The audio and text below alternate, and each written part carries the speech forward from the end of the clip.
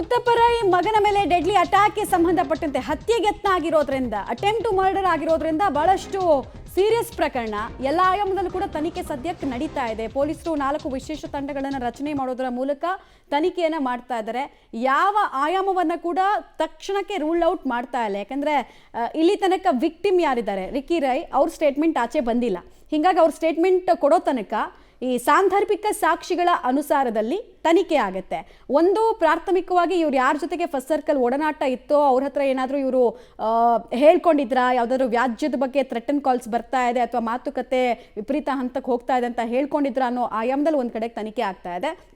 ಎರಡನೇದು ನಾವಾಗಲೇ ಹೇಳ್ತಾ ಇದ್ವಿ, ಆಸ್ತಿ ವ್ಯಾಜ್ಯಕ್ಕೆ ಸಂಬಂಧಪಟ್ಟಂತೆ ಸೆಟಲ್ ಆಗಿರೋ ಮ್ಯಾಟ್ರಲ್ಲೂ ಕೂಡ ಕೆಲ ಆಕ್ಷೇಪಣೆಗಳಿತ್ತು ಅಂತ. ಸೊ ಈಗಾಗಲೇ ಮುತ್ತಪ್ಪರ ಎರಡನೇ ಪತ್ನಿ ಅನುರಾಧ ಮೇಲೂ ಕೂಡ FIR ದಾಖಲಾಗಿದೆ.